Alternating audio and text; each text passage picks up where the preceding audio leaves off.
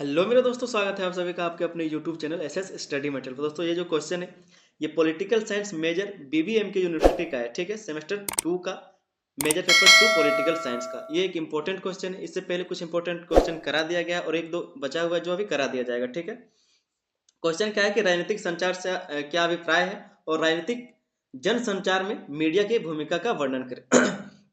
पूछा जा रहा है कि राजनीतिक संचार से क्या अभिप्राय है, राजनीतिक संचार क्या होता है, क्या मतलब होता है इसका। और उसके बाद पूछा जा रहा है कि राजनीतिक जन संचार में मीडिया की क्या भूमिका होता है, उसका वर्णन करें। ठीक है, मीडिया की क्या भूमिका होता है जन संचार में, उसके बारे में बताना है। आप लोग अपना माइनर कमेंट जरूर करें कि आपका माइनर पेपर क्या है, ताकि कुछ दिनों में अभी जो एग्जाम आपका कल से चालू होने वाला है उसी बीच में आपका तैयारी कराया जा सके। ठीक है, तो आपका माइनर पेपर कुछ भी हो आप कमेंट में जरूर बताएं। ठीक है, और अगर दोस्तों अगर चैनल पर नए हैं तो चैनल को सब्सक्राइब कर लीजिए और वीडियो अच्छा लगे तो वीडियो को लाइक कीजिएगा और अपने दोस्तों तक इस वीडियो को ज़्यादा से ज़्यादा शेयर कीजिए। चलिए आइए समझते हैं आंसर को। राजनीतिक संचार क्या होता है, सबसे पहले इसको हम लोग समझते हैं। ठीक है, लिखा है कि राजनीतिक संचार का तात्पर्य है वह प्रक्रिया जिसके माध्यम से राजनीतिक विचार, संदेश और नीतियां जनता तक पहुंचाई जाती है। राजनीतिक संचार का क्या मतलब है?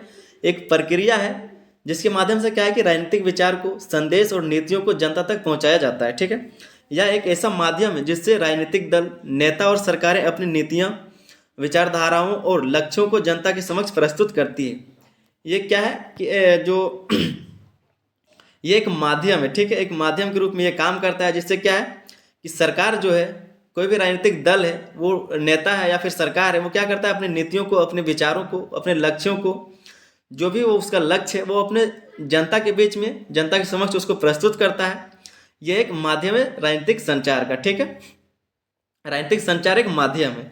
फिर आगे लिखा है कि राजनीतिक संचार का उद्देश्य जनता की राय को प्रभावित करना, समर्थन प्राप्त करना और लोकतांत्रिक प्रक्रिया को सशक्त बनाना है।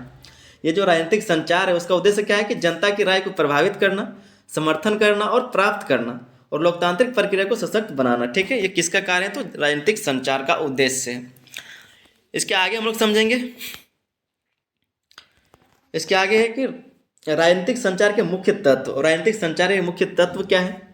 सबसे पहला जो संचारकर्ता, दूसरा है आपका संदेश, तीसरा है माध्यम और लक्ष्य समूह। ठीक है, तो चारों को हम लोग बारे बारे समझेंगे कि इसका क्या मतलब होता है, इन तत्वों का क्या अर्थ होता है। ठीक है, तो संचारकर्ता जो है वो क्या है कि राजनीतिक दल हो सकता है, नेता, सरकार या कोई अन्य संस्था हो सकता है। कौन? तो संचारकर्ता जो संचार को करेगा, जनता तक उसको फैलाएगा। ठीक है, जनता तक इस बात को पहुंचाएगा, तो वो संचारकर्ता। इसके बीच में कौन आता है? तो राजनीतिक दल हो सकता है, नेता हो सकता है, सरकार या फिर कोई अन्य संस्था हो सकता है। संदेश, संदेश क्या है? तो राजनीतिक मुद्दे, नीतियां और विचार, ये सब कुछ संदेश है जो संचारकर्ता किस तक पहुंचाएगा? तो जनता तक पहुंचाएगा। उसके बाद है माध्यम। माध्यम क्या हो सकता है? तो माध्यम हो सकता है मीडिया, रैली हो सकता है, भाषण हो सकता है, या फिर डिजिटल प्लेटफॉर्म के द्वारा क्या है, डिजिटल प्लेटफॉर्म। ये सब जो आप देख रहे हैं, मीडिया, रैली, भाषण या फिर डिजिटल प्लेटफॉर्म, ये सब माध्यम है और ये संदेश है और ये संचार करता है। ठीक है, उसके बाद है कि लक्ष्य समूह। तो लक्ष्य समूह क्या है? तो आपका है जनता, मतदाता और राजनीतिक कार्यकर्ता।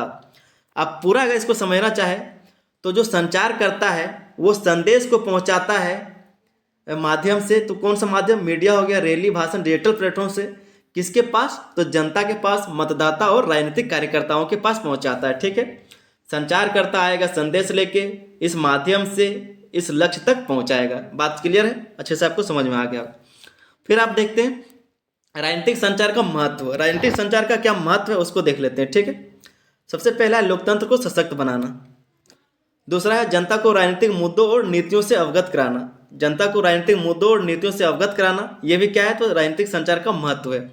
तीसरा है राजनीतिक दलों और जनता के बीच संवाद स्थापित करना। राजनीतिक दलों और जनता के बीच क्या है?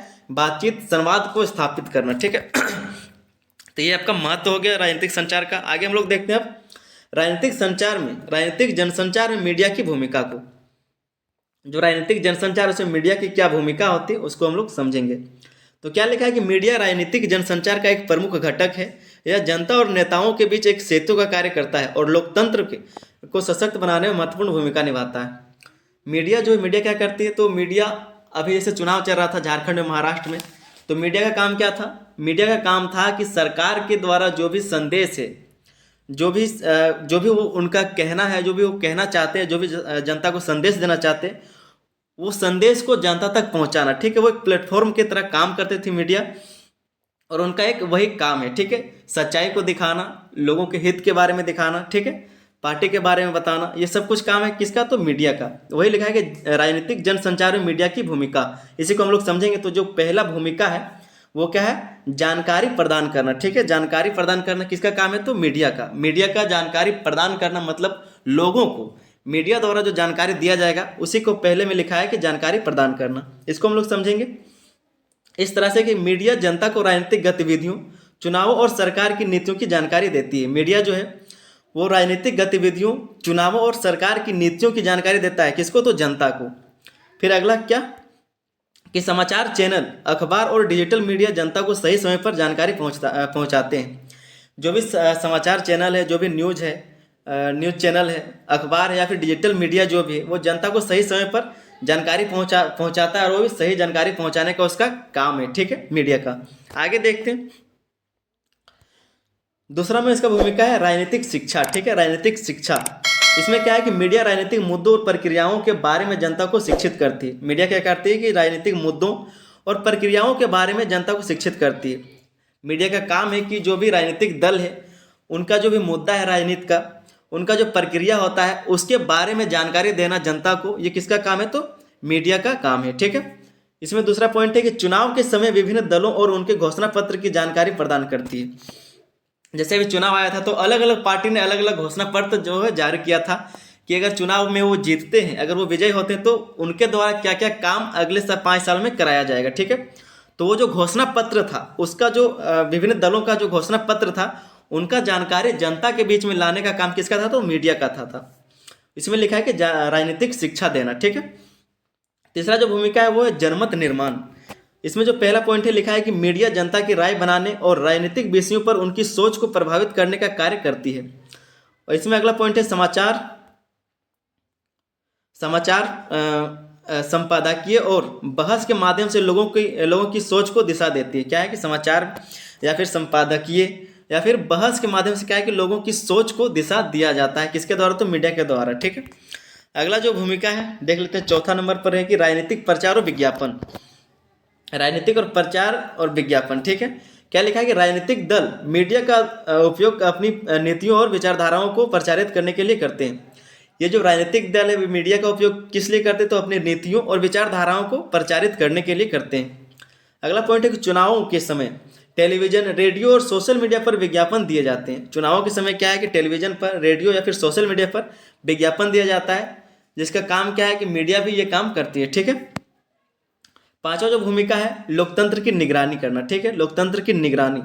इसमें जो पहला पॉइंट लिखा है कि मीडिया सरकार की नीतियों और कार्यों की समीक्षा करती है और उसे जनता के सामने प्रस्तुत करती है। मीडिया जो है सरकार की नीतियों और कार्यों क्या करता है, समीक्षा करता है, एनालाइज करता है, उसके बाद उसको जनता के सामने प्रस्तुत करता है, ठीक है, कि सरकार की क्या नीतियाँ हैं।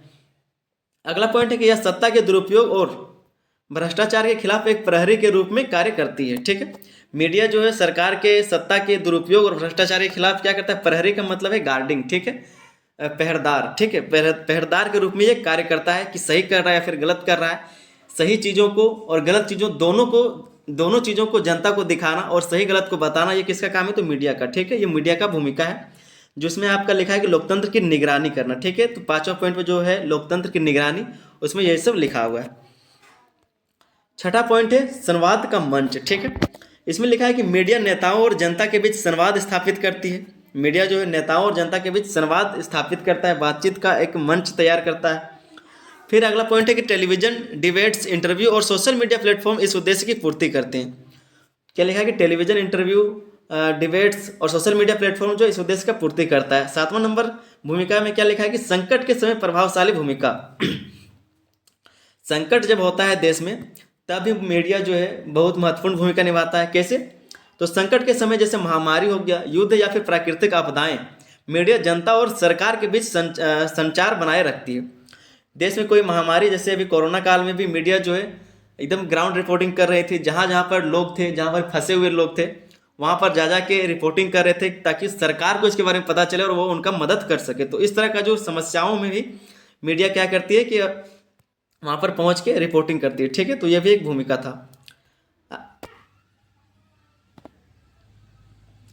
फिर दूसरा क्या लिखा है कि यह सरकार की योजनाओं और उपायों को जनता तक पहुंचाती है। ठीक है, यह सरकार की योजनाओं और उपायों को जनता तक पहुंचाती है।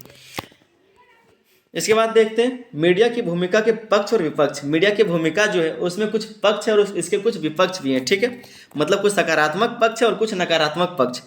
तो जो सकारात्मक पक्ष है उसमें क्या है, सबसे पहला है कि राजनीतिक जागरूकता बढ़ती है। दूसरा है लोकतंत्र को मजबूत करने में मदद मिलती है। तीसरा है सरकार और जनता के बीच पारदर्शिता बढ़ती है। और चौथा है राजनीतिक भ्रष्टाचार का पर्दाफाश किया जाता है। नकारात्मक पक्ष क्या है, तो पहला है कि पक्षपात। ठीक है, पक्षपात। मीडिया कभी कभी किसी विशेष राजनीतिक दल का समर्थन करती है। मीडिया कभी कभी क्या करती है कि जो भी सरकार सत्ता में होती है उसी के पक्ष में बोलता है और जो विपक्ष में होता है उसके खिलाफ ही बोलते रहता है। तो एक पक्षपात जो है ये नकारात्मक पक्ष में आता है। फिर है गलत सूचना। ठीक है, फर्जी खबरों और प्रोपेगेंडा के माध्यम से जनता को गुमराह किया जाता है। फर्जी खबर या फिर प्रोपेगेंडा के माध्यम से क्या है कि जनता को गुमराह किया जाता है, तो एक गलत सूचना देकर। ठीक है, आगे है तीसरा कॉर्पोरेट दबाव। मीडिया हाउस आर्थिक लाभ के लिए पक्षपात कर सकते हैं। और चौथा है सेंसरशिप। ठीक है, सरकारी मीडिया पर प्रतिबंध लगाकर स्वतंत्रता को बाधित कर सकता है। इसमें एक निष्कर्ष है, निष्कर्ष को एक बार आप देख लीजिए। लिखा है कि राजनीतिक संचार और जनसंचार में मीडिया की भूमिका लोकतंत्र की नींव को मजबूत करती है या जनता और सरकार के बीच एक महत्वपूर्ण सेतु का काम करती है। हालांकि मीडिया को निष्पक्ष, पारदर्शी और जिम्मेदार होना चाहिए ताकि यह राजनीतिक संचार में अपनी भूमिका सही तरीके से निभा सके। राजनीतिक संचार और मीडिया की सही दिशा में उपयोग से लोकतंत्र को और अधिक सशक्त बनाया जा सकता है। ठीक है, तो ये एक इंपॉर्टेंट क्वेश्चन था जो अभी खत्म हो गया। उसके बाद एक दो क्वेश्चन और बचा है वो भी करा दिया जाएगा। ठीक है, कल तक पूरा कंप्लीट करा दिया जाएगा। उसके बाद आपका जो माइनर पेपर उसका कमेंट में आप जरूर करें, उसका भी तैयारी जो है एक दो दिन में करा दिया जाएगा। ठीक है, मिलते किसी अगले सवाल के साथ अगले वीडियो, तब तक के लिए धन्यवाद। जय हिंद।